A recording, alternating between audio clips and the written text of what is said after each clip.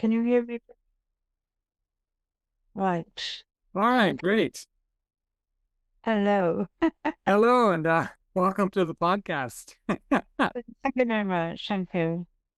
It's good to finally meet you. I've read several of your books, two of your books, Really? because I originally founded International Writers Inspiring Change, and now I assist them in doing book reviews. Ah, lovely. So Right. I Okay. read I think it's two of your Magic Island books. Yes, there's a third one out now. The Land of Now and Then. This is the new one. Okay, Uh, and of course, I re-edited them with an editor from London.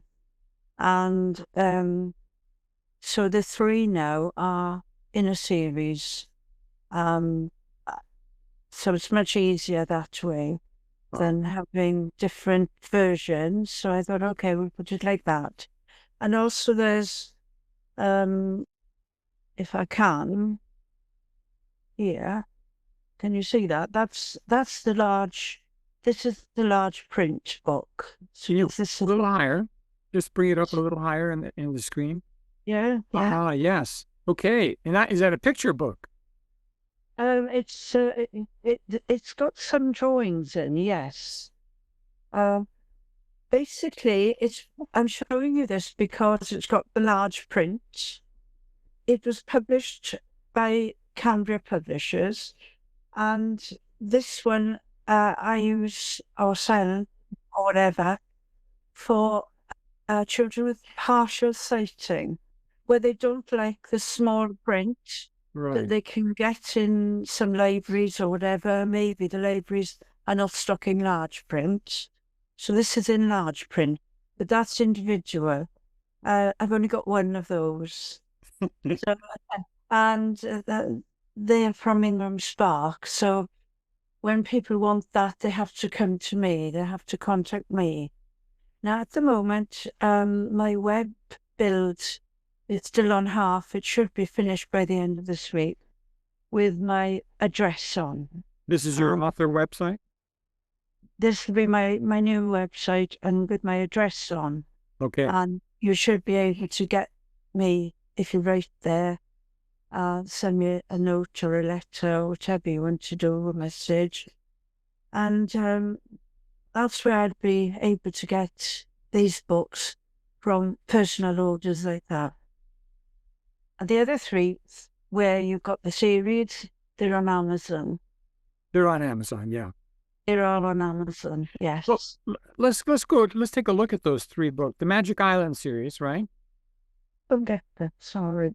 You just go and fetch them now, Okay. and you can have a look at the front. What inspired this story, the Magic Island series? What inspired you to write those stories? Well, I'm sorry, I didn't catch that. Well, what inspired you to write the books? Right. Okay, then, right.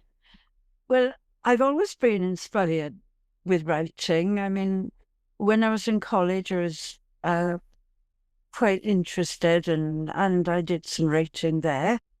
And we had to, in the final year, do a writing project, some kind of storytelling. And we also had to do a poem, which all went right, all went fine. Um, yes, and I think the encouragement in the first place came from that tutor, who compared me to different poets and said, you should carry on with poetry. It was some time later that a competition appeared on the internet, and it was for a Brit Award. And this What was kind in of award? London. A British Brit Awards. Brit Award. It's yes, it's not done now. It only lasted about 2 or 3 years. But this was I think the second year, and I was coming out from there, and there were celebrity writers there, as well, and there was a big stage show on them. And one of the guys had written a song, and I came out from there, and he'd been a winner, and by chance, I suppose, we bumped into each other. And thereafter, we exchanged cards, and somehow or other we latched onto each other again. And he was at a distance, he was in London. But we did, as you were doing there now, he more or less taught me, because that was his work in London. He ran classes for aspiring writers, Right, right. and he took them through to the final stage. And he inspired me for quite a long time.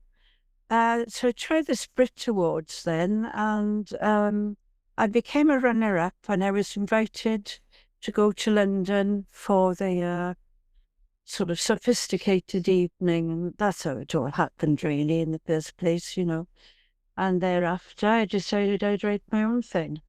Wow, Yeah, that's how it all happened. that's good. Uh, The books are, I mean, they're very well written and they're very colorful. That's what I observed when I was reading them. I'm not Thank you. necessarily the age bracket for it, but I found them very interesting. And also the stories are kind of compelling. They have a moral or a message on them. You do, yeah. What is it what is the message you want to get across in the books? I mean, each one has a different message. Um, and I tried to mix it with the fantasy side of it, because this message is told through a fantasy story. Mm. And so it's an adventure, and there's silly wizards in it. Right up to the the beginning and the very end will highlight certain parts. So they were the first storybook. It really is that I'm highlighting it, the rubbish that's getting thrown everywhere, strewn everywhere, all over the world. And it gets into the seas, it fills up the beaches. Mm. And what do we do with it? We try, I know in our country, we recycle as much as we possibly can. I'm in UK, aren't I? So I don't know about other countries. There's some countries absolutely neglect it. But in my story, there are children who go to the beach, and they're school children, and they're on a project, and they had a storm in my part of the country in Wales, and they have to collect the rubbish. The teacher has said to put everything then in a sack and more or less bring it back to school so that it can be sorted and possibly exhibited and possibly recycled. So the message is there at the beginning and right at the end, because we have to absorb that fact that it has conjured up this idea that you shouldn't throw rubbish down, and it messes up the seas, and we have to be tidy with the rubbish. So that basically is the first message, and that's the message of recycling. Which is a very relevant message in our contemporary times too. I think so. I think we, I see it myself, I see it locally, even where people will throw things down, and, it clutters up, it messes up, it fills up. And if everyone was responsible and put these things in bins or recycled them, the world would be much cleaner. Absolutely. That is one of the themes of the first book then. The second book is called Chaos in the Cosmos. First, let me explain that the first book is called as population of the. Just get these for you. Right. Oh, I haven't got that one. Well, anyway, I got it here. No, I haven't got that one. I got the wrong one there. Right. Sorry about that. That's okay. I just want to get it for you. So this is it. So I'll hold it up. This Spooky Wish. Yeah. is Spooky Wish, right? This is the one I've just described. So, and that's the message behind it. Now, the second book is this one. It's another fun and exciting Magic Islands book. And it picks up where the Spooky Wish leaves off. And really, it's concerned with some silly wizards who are too strong and too silly to have any common sense as such.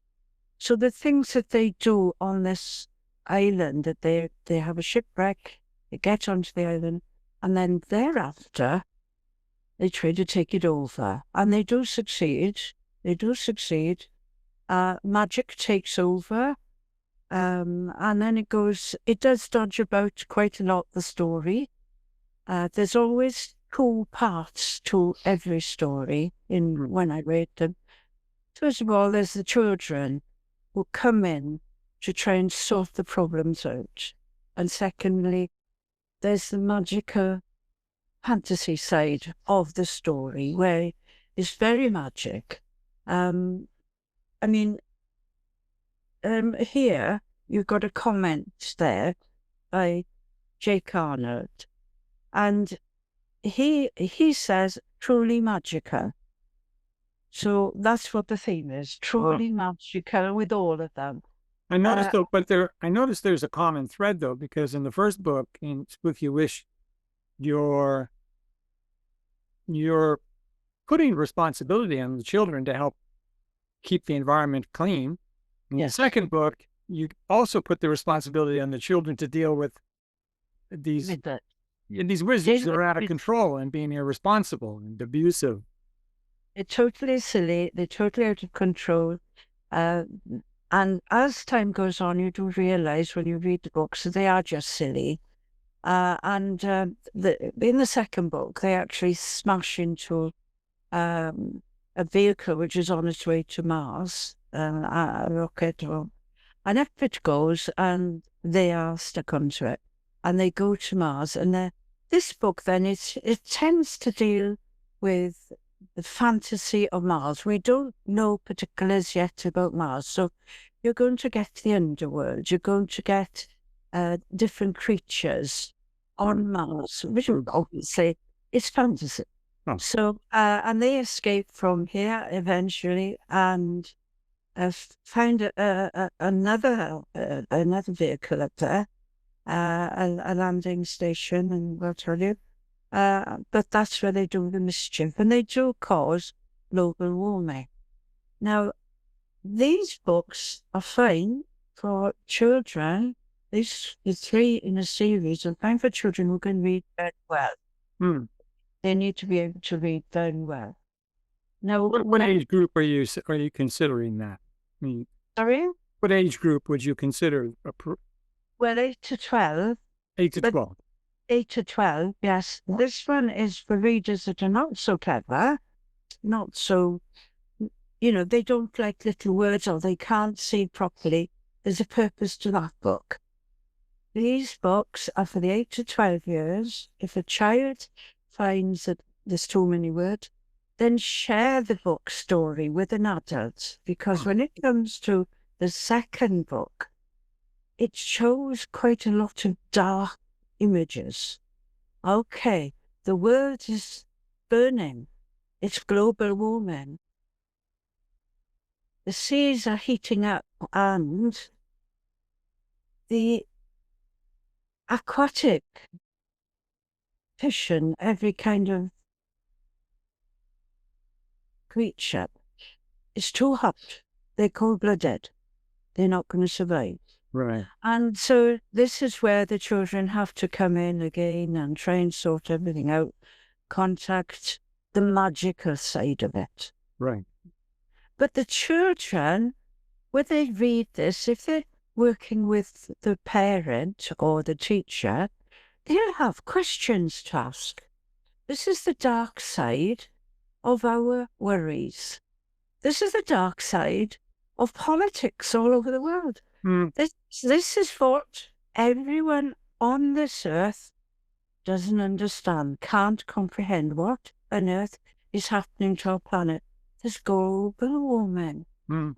What is global warming? Now, the child might be sitting around the table with the parents, and the parents could be talking about global warming, but the child wouldn't really follow. Well, what is global warming, Mm-hmm. right? Oh, of course. So when they read this book, they've got to delve into that. And if they have questions, then the parent or the teachers working with them, they can give the questions. They can receive the best answers that they can get as well. So they can more or less meet up halfway with the adult world. And so that's the But purpose. it's a very good presentation because it puts it on a level that the child can actually have you can interface with and then talk to the rest of the world about because they've read about it, they understand it. Yes. The thing is, the books are supposed to be fun. They're supposed to be fantasy. They're but they bring the child back to a certain problem, A reality. a reality, and it is interwoven between all the silliness and the magic and the fun of it all, so that when they leave the book, I just hope they'll have learned something out of it. Mm. Not perhaps a load of necessary scientific facts as such. It's fantasy, but they know what's going on. Yeah. They'll have a better idea. And then this is my new book, and I've tried to be as quick as I can. The land of now. No, yeah. Um, a lot of people say that this is the favorite, Okay. and this is about extinction. Okay, these wicked wizards, they are eventually punished by another group of wizards. I don't want to relate the story in part, completely. It's No spoilers there. yeah, it's difficult without giving everything away because the secret is to read the books. But they are sent back to the Magic Islands, but because they're Magic Islands, there's one part of the island that nobody much knows about because most of the Magic Islands are invisible anyway. And there's one part and it is that part they're sent to. That's where the extinct animals and creatures are. Mm. This one, a lot of the children, they love dinosaurs and they love the monsters and they love the beasts and everything else. And here the children are sent, they're submerged onto this part of the island with all the creatures. And this, as I say, deals with extinction. None of these creatures or animals or beasts should be there.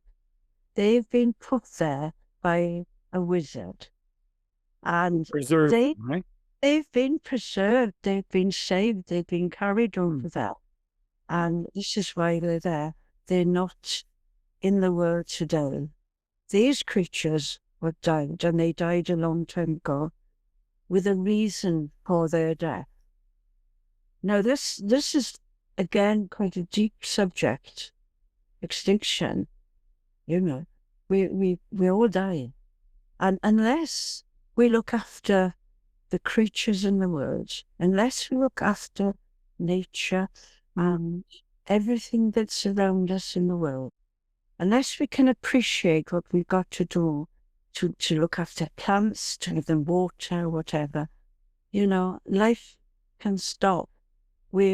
That's how difficult a life on Earth is. We've got to look after it. Which is that, of course, we have the situation today where so many creatures have gone extinct now in the last. No. And so this one also tries to prevent abuse. Mm.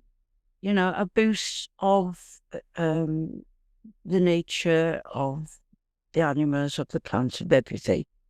Don't abuse the world, And that's what this is about. So then the children, of course, they have to actually sort out the wizards who are on this island. And there they are. There's the dinosaur on the back. Here they are. And I think that's the dinosaur, Tyrannosaurus moving across the top. It's quite humorous. There's lots of fun there. But again, with a good message to it. I hope, yes, it's an interesting message because lots of children they just love dinosaurs, but they never really think of the meaning of extinction. Why are they extinct? And you know, how much fun would they be if they were here now? I wonder. They wouldn't. They would be terrified of them. So anyway, they passed, and it was a time of passing, and we've replaced it. But we've got to look after all that we've got in the world now. Yes, indeed. It's a great message, and that's what I found when I went through the books. I was impressed by the fact that yes, they're entertaining. It is fantasy, as you say, but at the same time, you're left with a message. So yes, it sort of raises awareness about these issues. The environment, like you say, extinction. That life isn't going to go on forever if we don't take care of these species. Right, exactly. So it's a great message. Thank you. Well, where were you located in Wales, right? I live in Wales, yeah. Okay. How is the reception to the book out there? Do children are children reading it in schools or in libraries, or do you know? They're saying that the reading standards have dropped, that the children are not wanting to read it. Their iPads and the telephones, their phones. It's unfortunate. Yeah. But we've got bookshops. There's two kinds of different publishing ways in Wales. You can go traditional or you can self-publish, Yes. So it's always hard to choose which one, but sometimes some will lean towards some and some will lean towards the other way. Yes, of course. The advantages of either. Yeah. Well, we're going to end off in a couple of minutes here, but I want to ask you a question. Yeah. If you were addressing other authors, which of course what we do here at International Writers Inspiring Change is we promote authors because our mission is to promote literacy and reading, which is exactly what you mentioned there. And the issue we're running into today is the dwindling literacy rate, and where people, not just kids, but the new generations are looking at phones, but they're not reading books. No. And I know what the trouble is. I know what the problem is. It's that the curriculum is too cluttered. There's too much going on. It's interesting and it's lovely to have such a variety in the curriculum. But when I was teaching, we heard every child read every single day. Teachers haven't got time for that anymore.